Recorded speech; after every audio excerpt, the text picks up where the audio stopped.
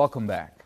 Now, Praise Fowowe is a child sexuality educator, a family life coach, and a relationship expert who has over a decade experience in his field. And he's back joining us this morning to talk about the importance of knowing your child's personality and understanding that for effective communication and to get them to be their best. Thank you for joining us this morning. Yeah, Yomi, it's nice being back again. Last week we didn't know that it would be so soon, but we're really glad to have you because a lot of responses from our last conversation where we talked about taking care of your kids and ensuring that they are safe on the internet. Yeah. But today we want to talk about children personality. Now, I have 3 kids, right? 3. And it wasn't until the 3rd child that I began to notice distinct differences among my kids, because my 3rd child is very outgoing and is, vivacious and always smiling, likes strangers, likes everyone, whether they're new people or not. But the first 2 were a bit quiet, a bit reserved. So why is it important to understand your children's personalities? Okay, it's important because your child is a different human being. Your child has got, children come in 4 packages. Now, some of these packages overlap, so your child can manifest 2 different personalities. Some of them can even manifest 3, right? The challenge is a lot of parents, again, the same way we do not plan for marriage, right? We do not plan for parenting. So we raise our children the way our parents raised us. We just assume, we generalize a child's tendency, right? So we correct a child the wrong way because we don't know. Now, children come in 4 packages. So you have the intimidating omas. Now, that's what many people call the cholerics, right? The Oma is a natural leader. The Oma will not take everything you've just said, hook, line, and sinker. It's going to take you up. It's going to challenge you, right? But what we do most times is, I did not argue with my father. Why should you argue with me? We give them a knock, so we kill the leadership in him, right? It's a non-conformist. So if he sits down and you say stand, he wants to know why you want me to stand, right? So if you say 3 times and he's not responding, the next thing is you give him a right hand of fellowship, or otherwise known as slap, right? So that's a natural leader. Now, you have the creative convertible. For the creative convertible, how you know him is his socks is to the south, his shoe is always to the north. Now, that's a child that comes back from school and you ask him, do you have a homework? And he says, we don't have. On Friday. Then on Monday, you go into school, he begins to cry. Why are you crying, Mrs. Lawa is going to beat me? Why? Because my homework. But you told me, because for him, life is about play, right? So if you ask him a question, he's the first to put up his hand, even when he doesn't know the answer, right? He's a fast starter, but he never finishes most times. Then you have the dependable truck. The truck, his mantra is slow and steady wins the race. That's the one who never talks. He locks himself up. He wants to be by himself. He's naturally introverted. He works with mommy in the kitchen, He observes a lot of things because he doesn't really get too much involved in people, but he's a lover of people. The final personality is the systematic forward. The forwards are what people call the male, right? For the forwards, for them, life is about perfectionism. So if you have a child who says, my space, my dad, my mom, my cup, my thing, everything has to be the right color, I only want pink. It's got to be me. So we say they practice the government called self-tocracy, government of the self by the self and for the self, right? They don't have too many friends, and if you are their best friend, you better be the best friend, right? So these are the 4 different personalities. Now, how you correct them is totally different. How you discipline them is totally different. Now, if you don't understand it, so for example, if you yell at a Ford and a truck, you will most likely lose them because they'll just withdraw back to their shell and never talk to you, right? So you need to understand and study.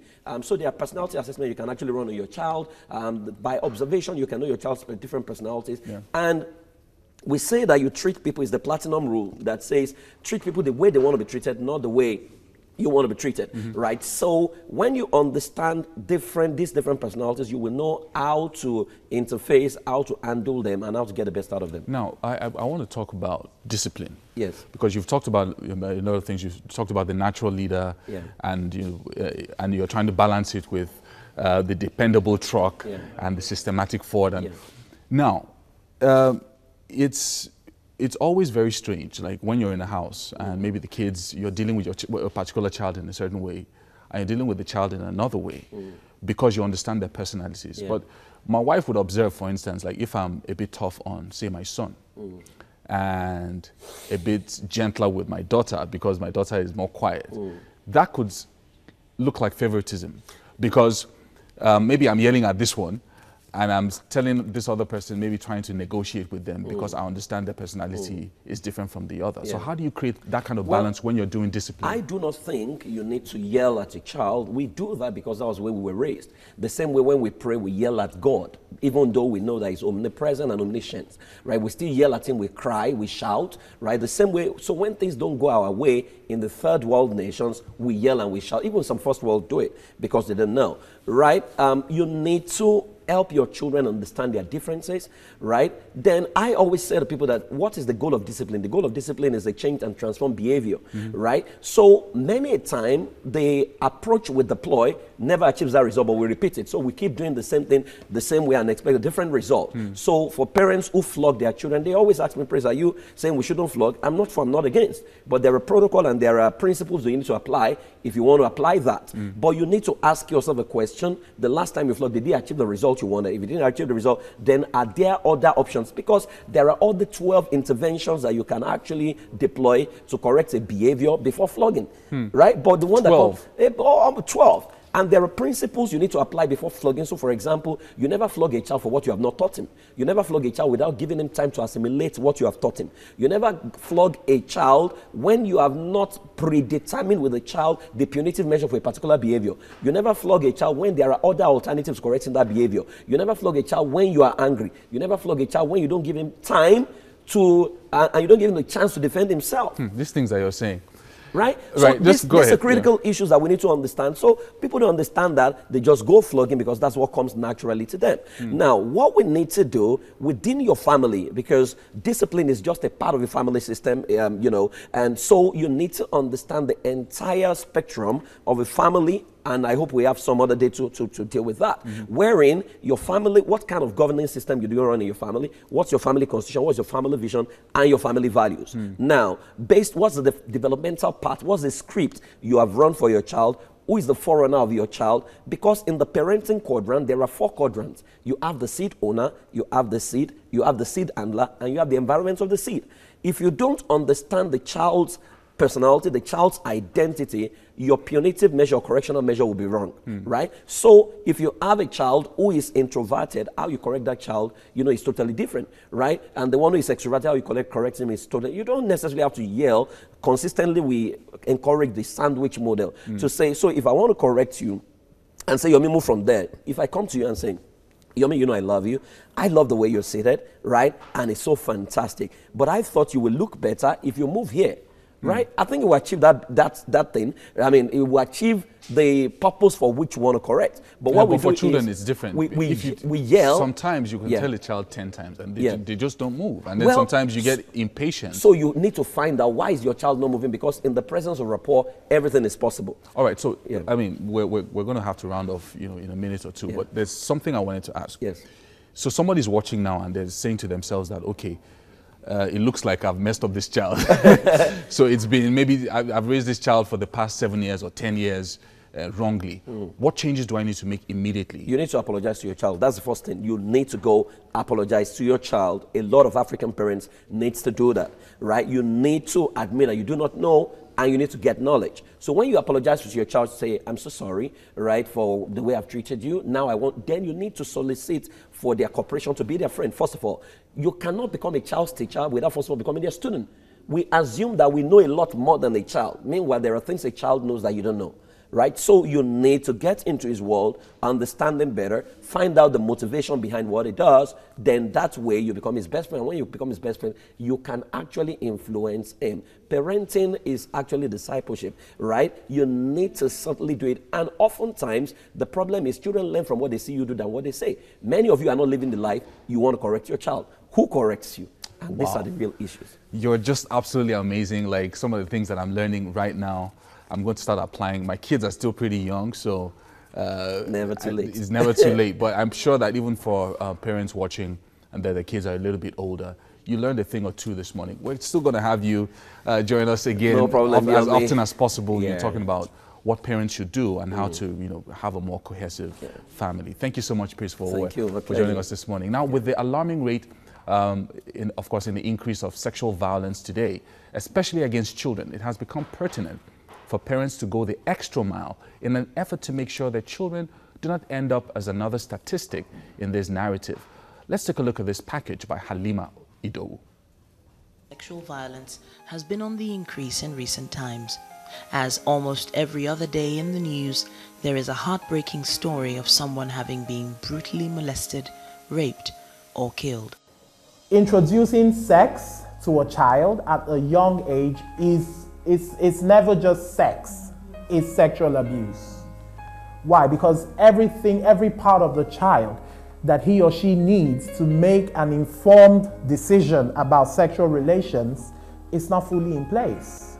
Children do not seem to have been spared this horror, as it would appear that they are even more at risk, owing to their vulnerability and innocence. The ties. Can you touch your ties? Can we touch our ties? If an adult or if someone else tries to touch your ties, you should say what?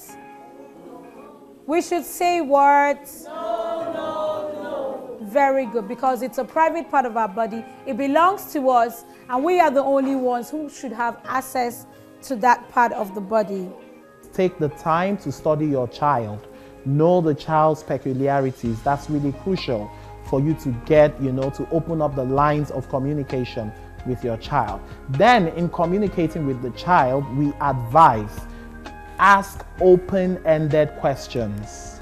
Now, what do I mean by that? For instance, you could say to a child, do you want a cup of water?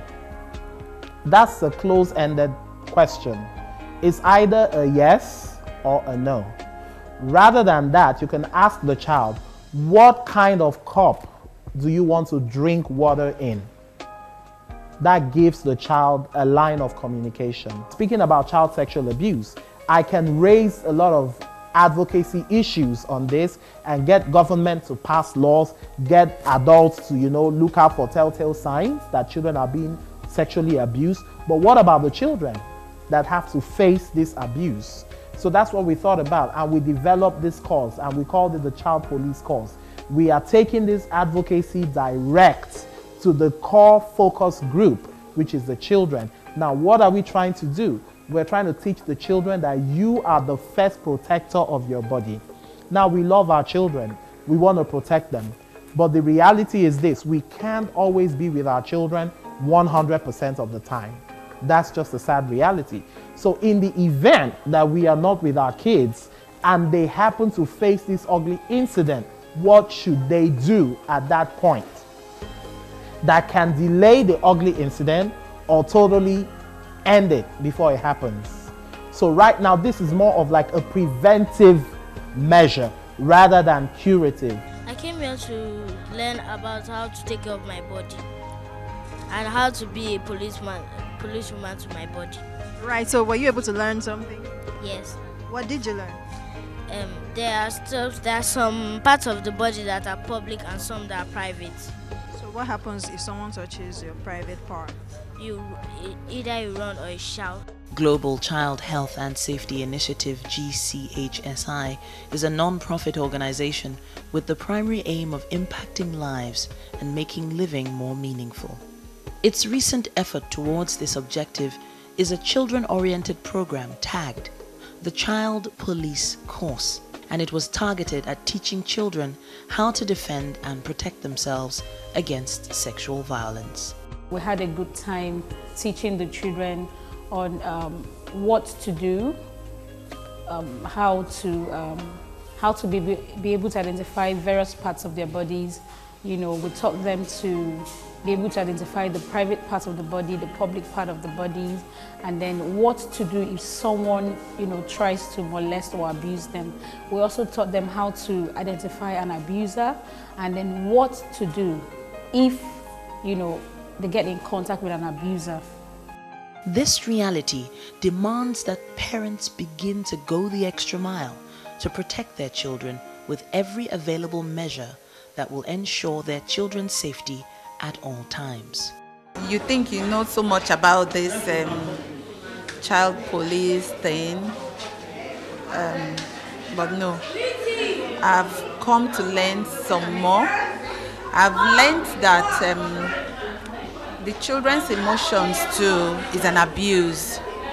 You know, most parents, we toil with emotions and we don't know we're toiling with their emotions, right? So I learned today particularly that when you toil with their emotions is an abuse. The thing that I learned was that you shouldn't show your inner parts. That if you do show your inner parts, that some people just be saying that, oh, look at this one. Why is he all those things? The private part at the side that you cover, that wear clothes on that are meant for only you.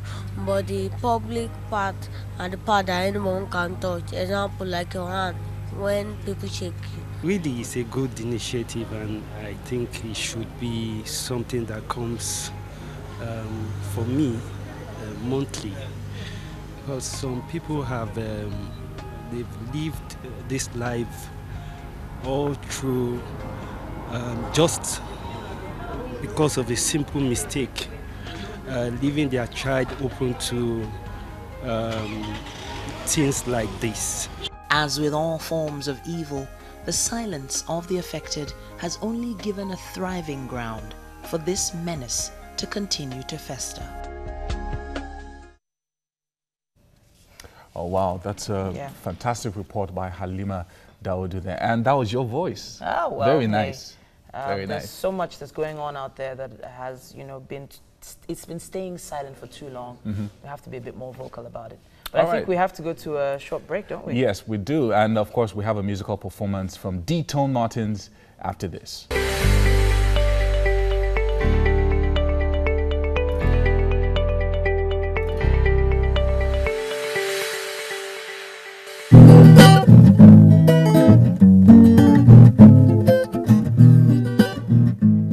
When I see you from afar,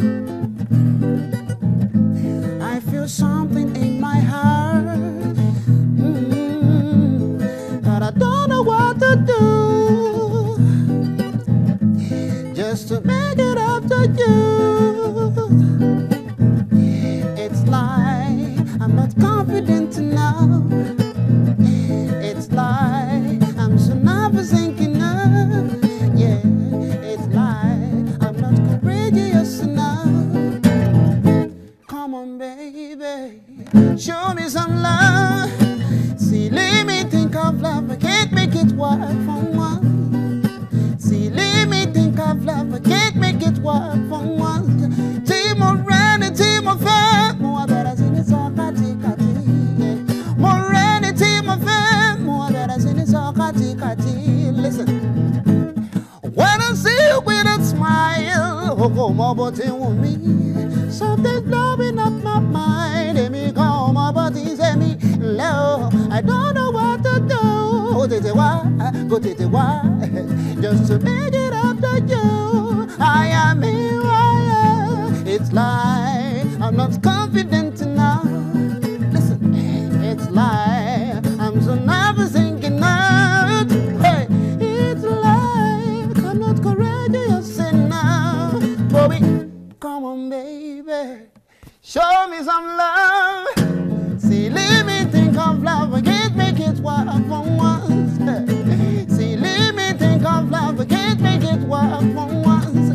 Team already, team of fam. More better than it's all kati kati. Listen, already team of fam. More better than it's all kati kati. Even team already go. More better than it's all kati kati. Love, already team of fam. More better than it's all kati kati. Ora, muso kati kati. More better than it's all kati kati.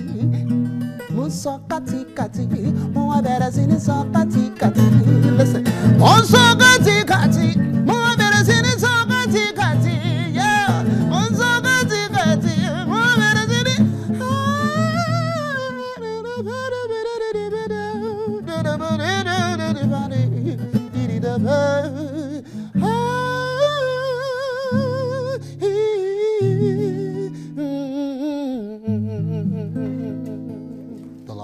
Whoa! DTown Martin. Yeah. Amazing work. Thanks. I love the way you handle that guitar, man. Thanks so much. I'm detecting a little bit of Maxwell, some baby face in there. Oh, You're throwing in a little bit of John Legend. Oh, yeah. Am I right? Or yeah, those are my role models. All right, so it's been 5 years since the open mic contest that you were discovered in. Yeah, sure. And you've been doing a lot of work, so tell us about that. Okay, anyways, I've been doing gigs. I've been doing gigs, like I have regular plays I play weekly. Yeah, I also played at in Renaissance. I started playing at Renaissance Hotel at Isaac John. I mean, no, that's GRA. Yeah. Yeah, the area beside Prucha. So, but amazing. I mean, you've got an amazing voice, Yeah, thanks. and I'm sure that when people hear you, they just ask questions and ask whether you've got like an album or some work that you're doing. Yeah. So are you working on some studio projects apart from your live performances? Yeah, I did a couple of covers before now, and after my first effort, which is I did a song Sunkun Ife. And then the song did well, let's say, on the social media and all that. Yeah, I get to meet Titi on the line, and then I did a cover of John Legend, and which it really went far, and then Hello as well. How long does it take to learn how to use a guitar? The way you do it, so like in a professional way, and just delivering with such dexterity. Okay, I think it's just an inbuilt thing because I was given birth in a music family. My dad was a jazzist. He was a friend to Tunde Kuboye, and he played with Fela Anikulapo Kuti, Sonny Ade during his own time. Right. And then he's a guitarist as well.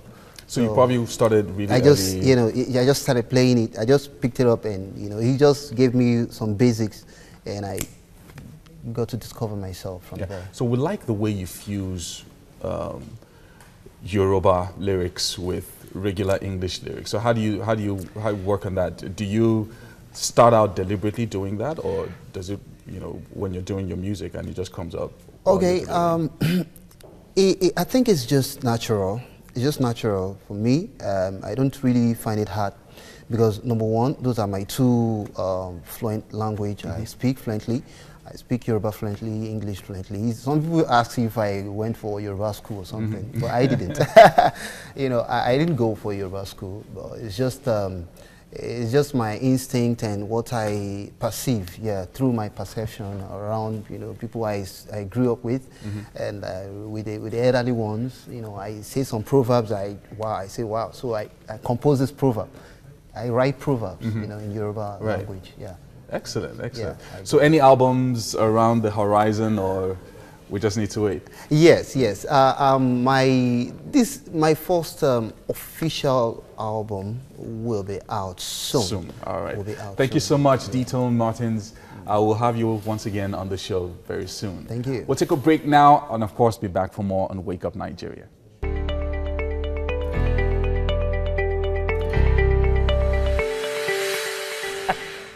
Welcome back. It's still Wake Up Nigeria. We still have Yemi Shodimu joining us right here on the show, and Uche will be teaching us a thing or two about caring for our skin to get the best out of it. And of course, the one and only legendary DJ Jimmy Jat will be coming right after that. But it's more, and of course, Blessing is again on standby for the news. Hello again. Here are the top stories making news at this hour. The Academic Staff Union of Universities shunned a meeting with the federal government scheduled to discuss its 16-day-old strike. Labour and Employment Minister Chris Ngige attended the meeting with the Minister of Education Adamu Adamo and the General Secretary of the Nigerian Labour Congress Peter Ozon Esson. ASU's decision might be connected with a vow by its president, Biodun Ogunyemi, that nobody from the union would attend Tuesday's meeting until the government replies to a proposal the union has submitted. Well, the U.S. will be selling to Nigeria 12 Super Tucano A-29 planes and weapons worth $593 million needed for the fight against Boko Haram. The sale, which includes thousands of bombs and rockets, was originally agreed to by former President Barack Obama's administration.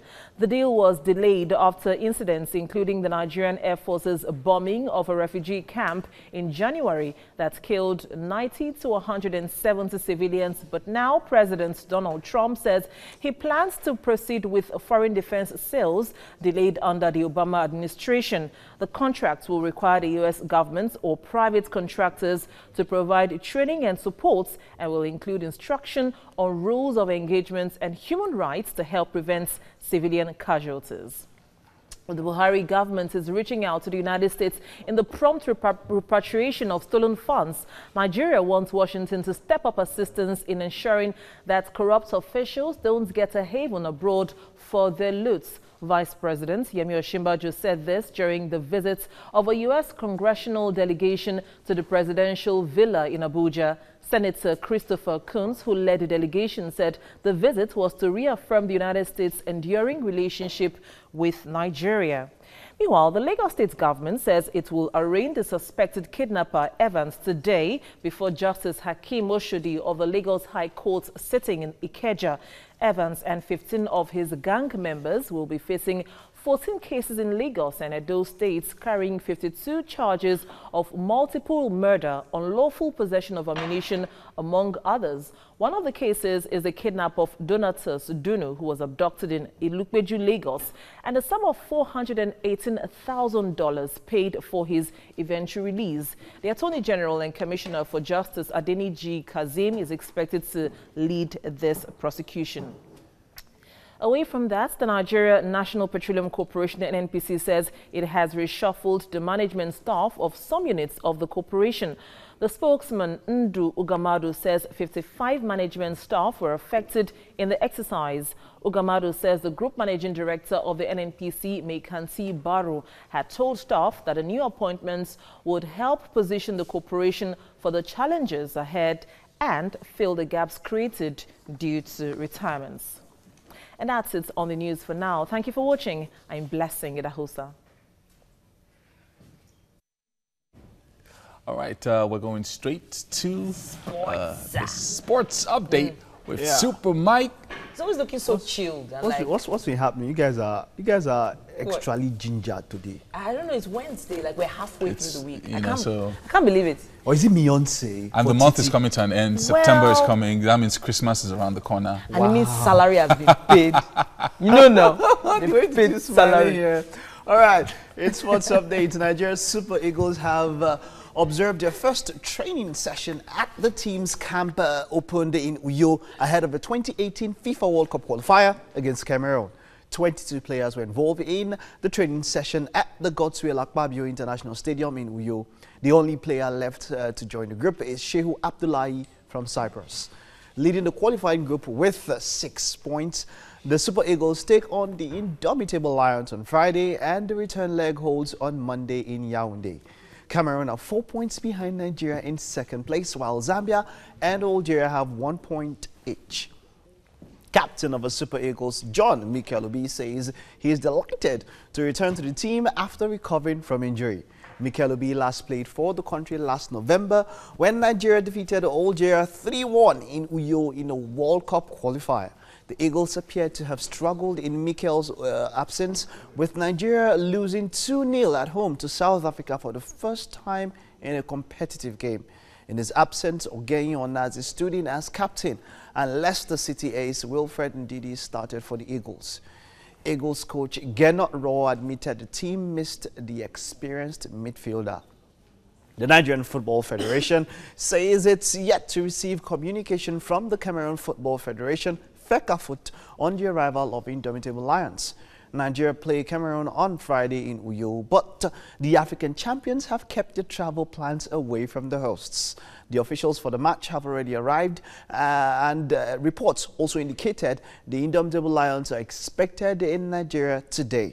The Cameroonian camp was opened for the doubleheader on Monday in Yaoundé with goalkeeper Andre Onana missing. The Ajax goalkeeper says he is no longer interested in playing for the Lions. Nigeria's tennis prodigy, Marylove Edwards, hopes her stint at the Nicky Bollettieri Tennis Academy in United States will boost her hopes of emulating Serena Williams as top seed. Edwards is Nigerian champion for under 14, who reached the finals of the CBN Open Senior Tennis Championship just 2 months ago. She also played for the CBN Futures tennis team in the ongoing Nigeria Tennis League. She has represented Nigeria in several African Junior Circuit championships. The 12-year-old has always nursed the ambition to emulate Serena Williams. And that's it on the sports update. Okay, once again, the papers, right? Yeah, there's a lot on the headlines right now. Yes, there is. Especially this key story here on the Daily Sun. Evans lands in court. Police arraign suspected billionaire kidnapper for murder, armed robbery in Lagos today. Total shutdown in universities is imminent. Admission and others are at risk as SSANU, NASU, NAAT vote to join strike. Kanu's arrest will increase Buhari's headache, says Pan Igbo Group.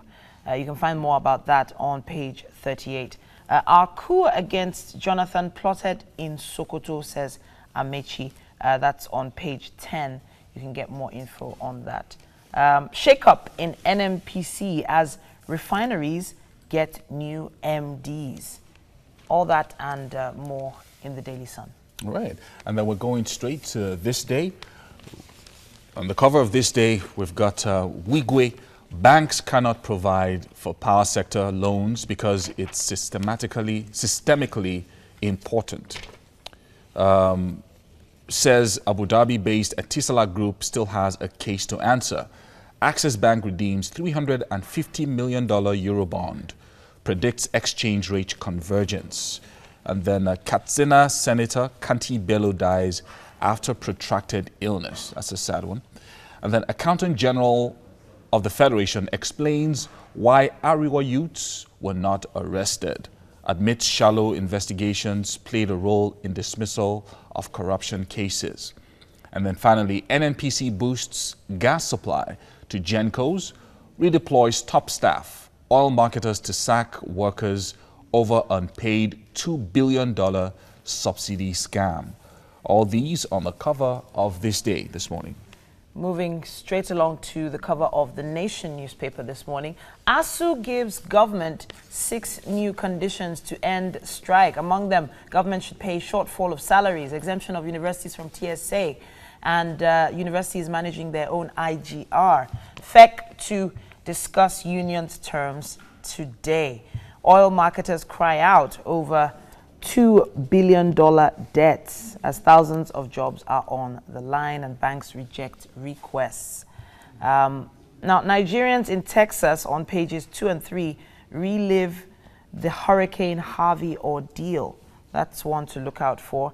And federal government, BOI, launch a 5 billion naira funding to support artisans and small-scale miners. You can find out more about that on page 11.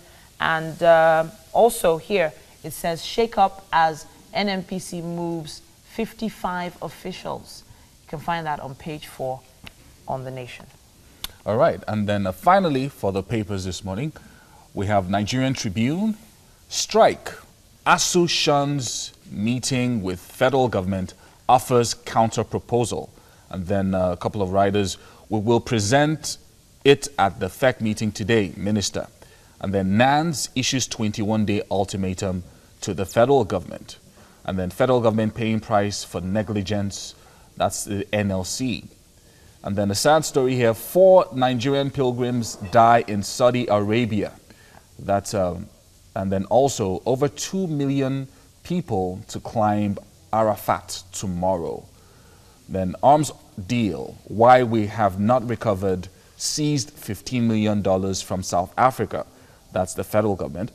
And then gunmen kidnap 11 passengers in Port Harcourt. Federal government to construct rail to link Zamfara, Sokoto, and Kebbi. All these and more in the Nigerian Tribune today. Moving right along, we have to go to MM and Beyonce. And something seems like it's frying already. Frying? Yes, we're here and well, Beyonce, what's happening? Well. So, like I said, we're currently searing the chicken. Okay. We're pan-searing the chicken. Pan-searing. Yes, we seasoned it with Italian season, black pepper, salt, and we'll digest it with a little adobo as we go. One thing about chicken is... Please, let us know what adobo is. Because Yes, you keep using all these funny names. Habanero, adobo. What's adobo? Adobo is a Spanish spice. It's a combination of a lot of things there. Yes, but for those of us who who do not have access to So, Spanish okay, you know what? spice. You can exclude adobo altogether. Okay. Just use salt, black pepper. You know, that's all. No seasoning? No seasoning. No seasoning. Okay. Please do not use seasoning. And then I noticed you dabbed the chicken. Why? Yes, while we are trying to sear, Okay. because you want it to be thoroughly coated, like the outer side to be brown. Okay. You do not want to water on it, because at the end of the day, if you put it with it being watery, with it being wet, Yes. it's going to cook and not sear. Oh. You understand? So water and oil might cook it instead of searing it. So you won't get that beautiful gold brown. So let's check it a little. Okay. Let's see. You see it's browning? Yeah. Yeah. So, yes, you have to leave it while you're searing. You have to totally leave it alone for it to have that brown sear. For how long? You cook on both sides 7 to 10 minutes on both sides. Both sides. Yes, 7 to 10 minutes, 7 to 10 minutes. Okay. So while the chicken is going on, what we want to do next is we want to saute our onions, habanero and onions. Really, you do not need the habanero if you want to exclude it altogether. But being the Nigerian that we are, we always have to factor in people's, okay, you know what, let's make it a little bit spicy, let's bring balance to it. Okay. So I'm adding a bit of habanero to it to spice it up a little. Pepper. It is not compulsory at all. So while this is hot, we just pour everything into it and let it cook down for like 3 to 4 minutes. You know, I'd never understand why we always, whenever we want to fry anything, especially me, I'd put in the onions first, and then allow it to simmer a little bit, and then put in every other ingredient. What we are I don't know why, really. I don't know why that happens. Basically, when how I was taught to fry things at home was, we are not frying. Let me know. Let's not confuse it. We are cooking it down. We are not frying. That's why we are using a bit of oil. Oh, okay. We are not frying it. We are cooking it. We just want to cook it down, to break it down, so it has this sweet taste. Onions are naturally sweet. Notice that if you cook onions, they become sweeter. Yes. So what we are trying to do is just to cook it down a little. We are not frying it whatsoever. Okay. So how I was taught to fry stuff at home was you put the onions first. Then it is brown. And then it's brown. Then you bring it out. Then I asked one day, why are we doing that? My mom said, okay, to perfume the oil. And then I sort of figured it out that if the onions is brown, that means it's ready for things to go into it. Oh, okay. So let's get ready. So while this is ready, okay, we just pour this in it. Wow. So what we do next is just to move it around. Okay. So Beyonce, while that is cooking, right? Yes. While our vegetables are cooking, we'll go on a quick commercial break and we'll be right back. Stay with us.